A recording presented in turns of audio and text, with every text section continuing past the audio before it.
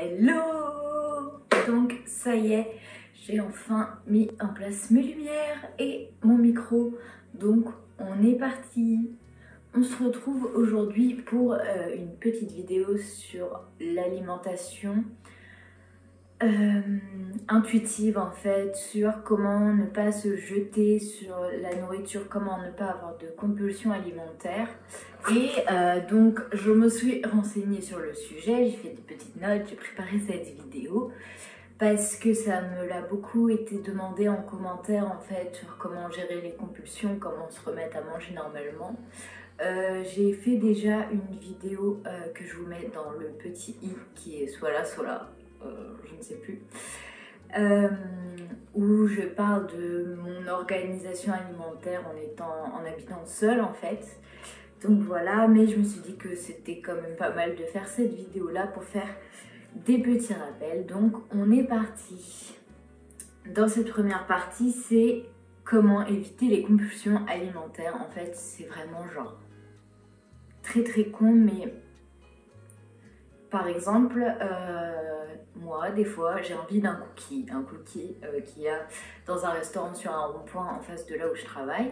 Et je sais combien il y a de calories dans ces cookies, parce que c'est écrit sur le paquet. Mais je me suis mis à m'en battre les couilles, en fait, parce que juste, quand on a une envie, comme ça, d'un cookie, ou d'un morceau de chocolat, ou d'un gâteau, d'un Kit Kat, enfin, n'importe quoi, parce que je dis Kit Kat parce que c'est ce que j'ai mangé au goûter. En fait, il faut juste écouter cette envie et voilà, vous avez envie de manger un cookie, vous allez prendre ce cookie et c'est pas grave parce que vous en aviez envie, c'était bon, ça vous a fait du bien. Et c'est comme ça surtout qu'on se frustre pas, parce que c'est en se frustrant, en se disant genre non, je mange pas ce cookie là, c'est trop gras, machin, que après dès qu'on a un moment de relâchement, et on se jette sur toute la boîte de cookies. Et c'est là où c'est problématique. Donc voilà les petits conseils que je peux donner par rapport aux compulsions. En tout cas en ces débuts de vidéo, parce que les autres arrivent. Donc, les bases de l'alimentation intuitive, ça peut paraître simple, et moi je sais que ça a été très dur, et ça l'est encore des fois, de juste manger normalement. Mais pour les gens comme moi, comme vous peut-être, qui avez eu des problèmes avec l'alimentation, c'est vrai que c'est très compliqué. Donc voilà. La base, c'est d'avoir une alimentation équilibrée et surtout suffisante. C'est-à-dire que si vous ne mangez pas assez en termes d'énergie, forcément vous aurez faim. Et vous aurez tellement faim que vous allez vous jeter sur la première chose qui passe. Et en général, c'est un distributeur, c'est une boîte de gâteaux. Donc voilà, ça c'est la base. Manger équilibré et en quantité suffisante. Donc pour manger équilibré, pareil, je vous reporte à ma vidéo sur comment je m'organise en fait pour faire ça. Et en fait, en faisant ça, déjà, on part sur une base où, après, c'est juste écouter son corps. Donc justement, on est bien. Deuxième partie, écouter son corps. Écouter son corps quand on ne l'a pas écouté depuis très longtemps et qu'on lui en a fait baver, c'est très compliqué, mais c'est faisable. Par exemple, les signes qu'on a faim. Parce que moi au début j'avais l'impression de ne plus ressentir la faim, alors qu'en fait si, on l'a toujours en nous cette sensation là, c'est juste qu'on ne sait plus l'écouter. Donc il y a tout d'abord les gargouillements dans le ventre, si ça gargouille, peut-être que vous avez soif, d'ailleurs j'ai soif moi, donc buvez un verre d'eau. Si ça ne passe pas au bout de quelques minutes, c'est juste que vous avez faim, donc mangez, voilà.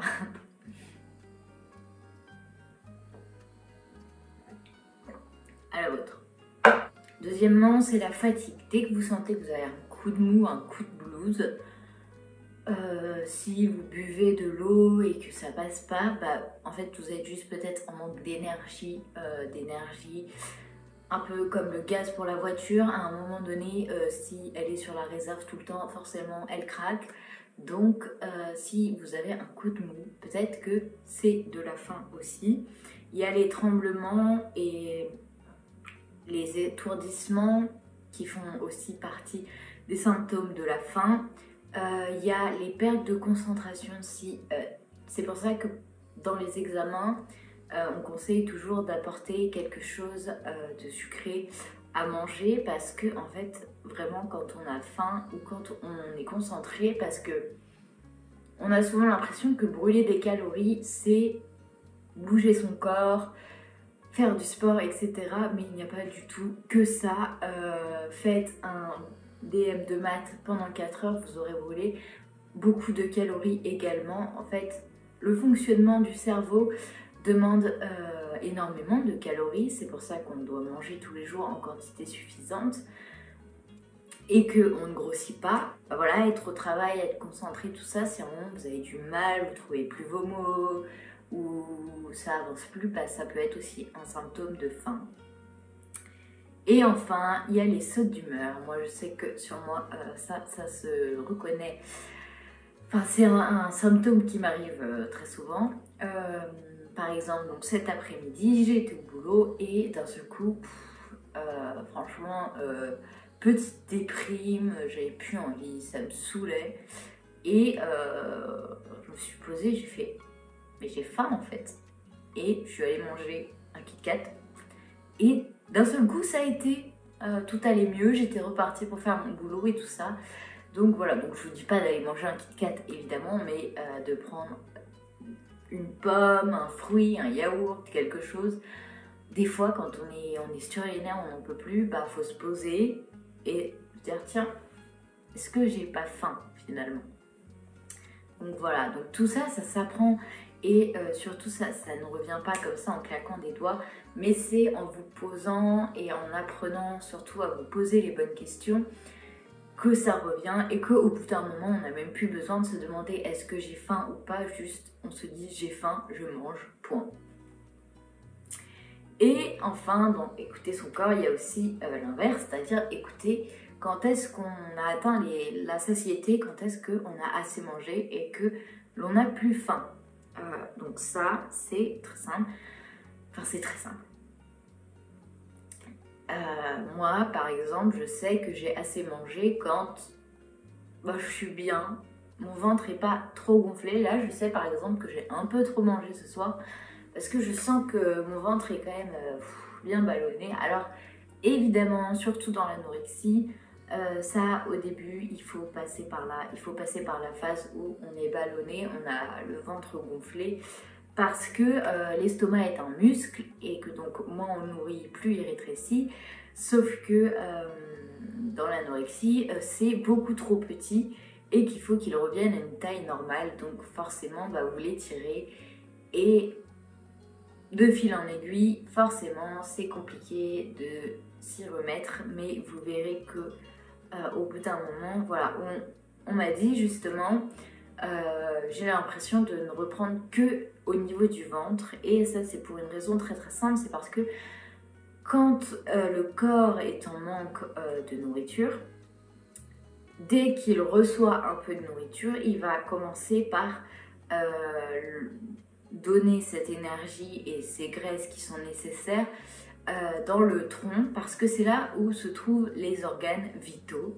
Donc forcément, au début, les jambes, les bras, le visage, c'est pas ce que l'on reprend en premier, mais ça finit par se rééquilibrer tout seul. Le corps est quand même une machine incroyable et je vous promets que ça se rééquilibre tout seul et que après on est équilibré de partout et ça même sans faire de sport et voilà. Mais il n'y a pas de secret malheureusement, il faut passer par là. Et donc oui, on en revient à nos sentiments de satiété, donc un sentiment de plénitude, de j'ai bien mangé, de je me sens mieux, j'ai pas envie de plus. Les signes de diminution de l'appétit, tout simplement, de se dire là, je commence à caler un peu, c'est que c'est la fin, on arrête. Il faut surtout ne pas avoir peur de s'arrêter. Je sais pas, par exemple, vous avez décidé d'aller manger avec de la famille ou des amis, enfin bref, il y a du monde autour de vous. Et vous avez plus faim et il en reste dans votre assiette, et ben à un moment, c'est comme ça, vous avez plus faim, vous mettez le reste dans un tupperware, vous le mangez plus tard. Et tant pis si eux, les autres, sont empiffrés 3 autres pizzas. J'exagère, mais voilà. Et ben, c'est pas grave. Et dans le même sens, il faut pas avoir honte ou se comparer. Il faut surtout pas se comparer aux autres parce qu'on a tous des appétits différents déjà en fonction des moments de la journée, des journées, de nos semaines, de ce qui se passe dans notre vie, de si on est stressé, pas stressé. Donc ça, voilà, ça, vraiment, on ne se compare pas aux autres. On mange à notre faim, on s'arrête quand on a plus faim.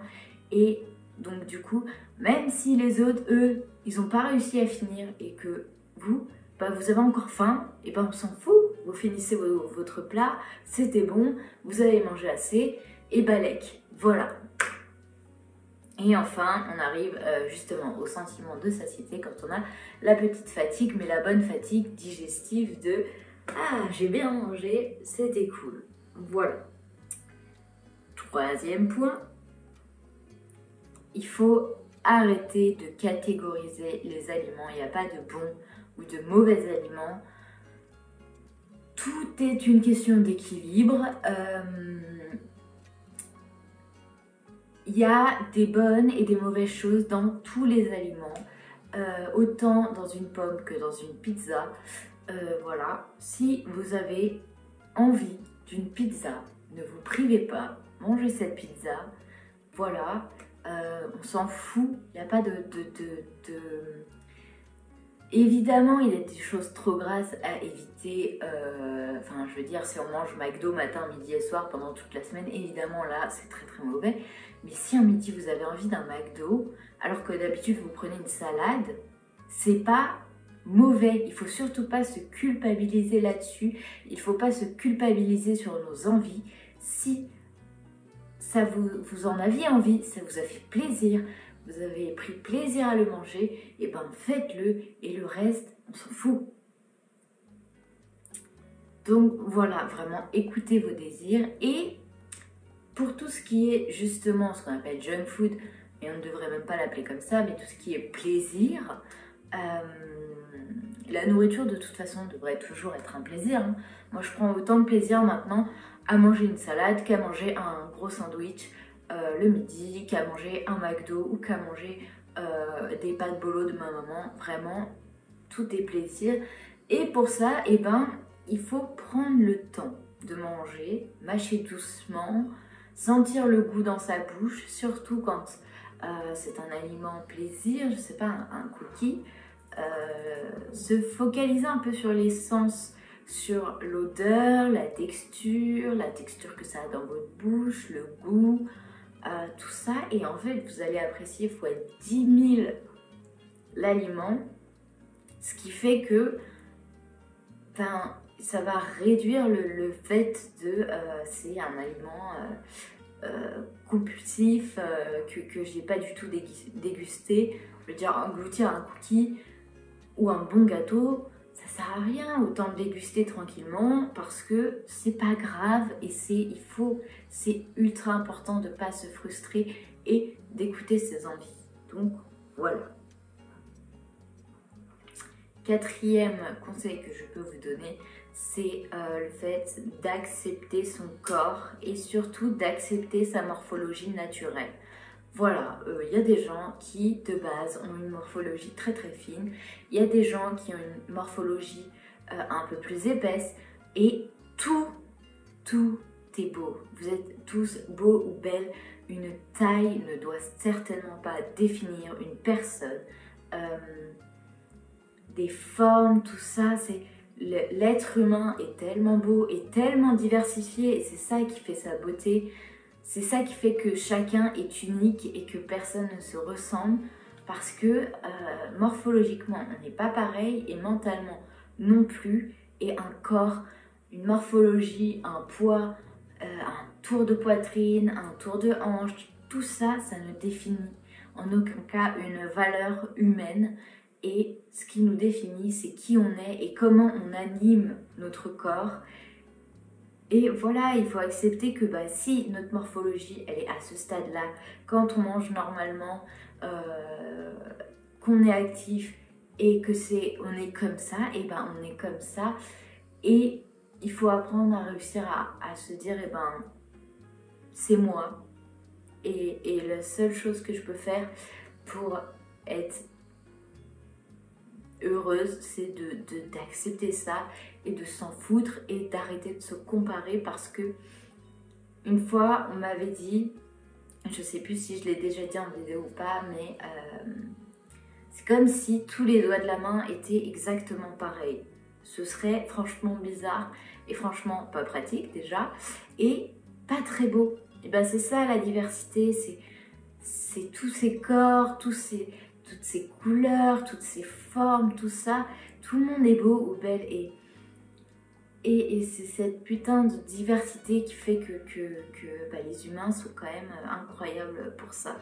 Donc voilà, c'était la petite partie philosophie. Maintenant, petite partie eau.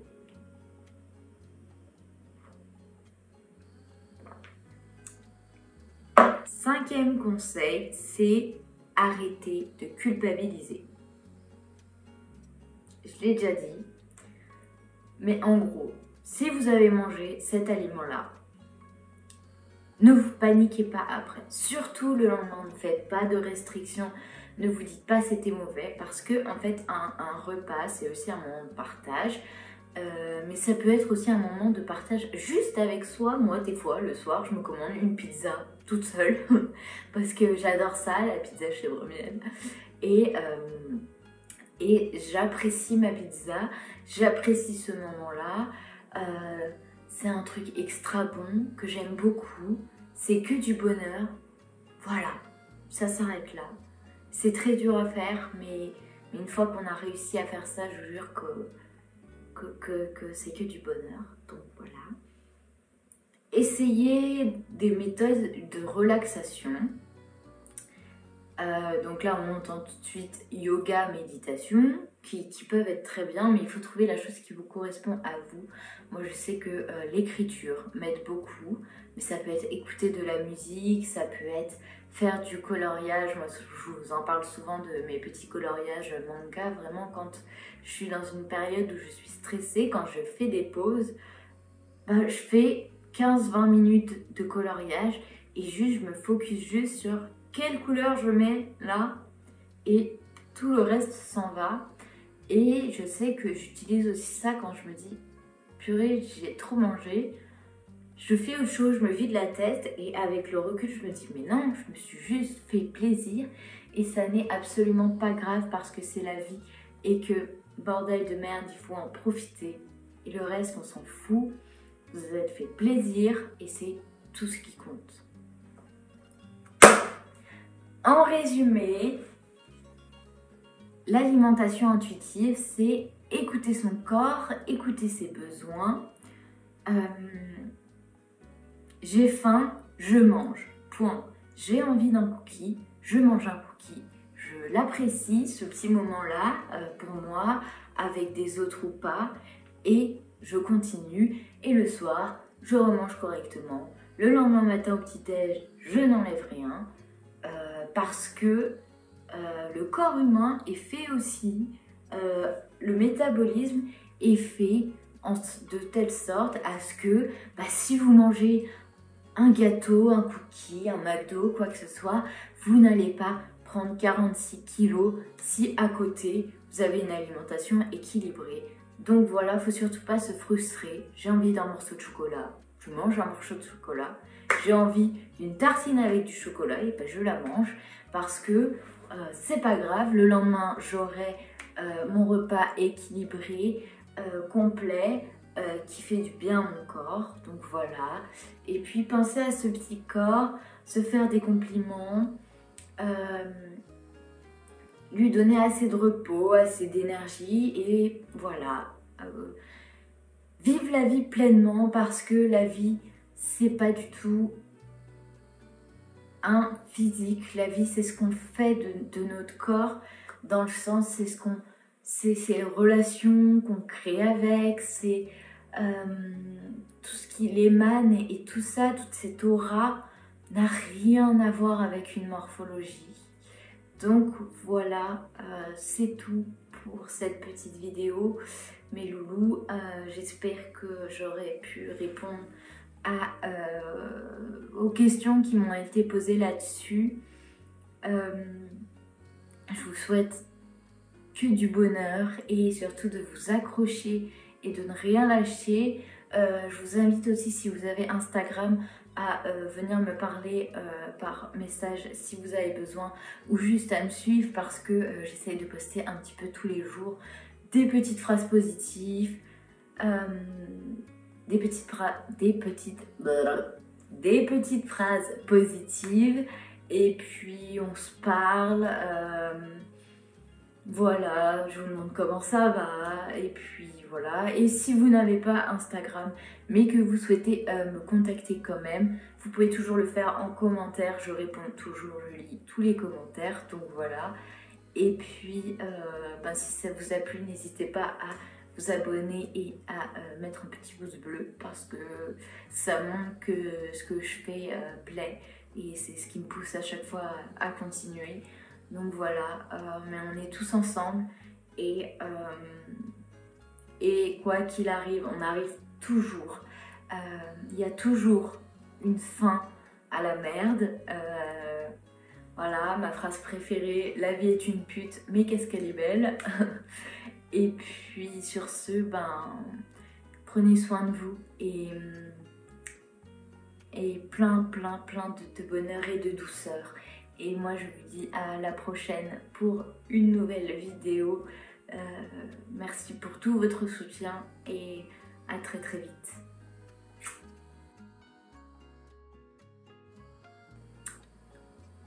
Eva, je t'adore, mais casse-toi.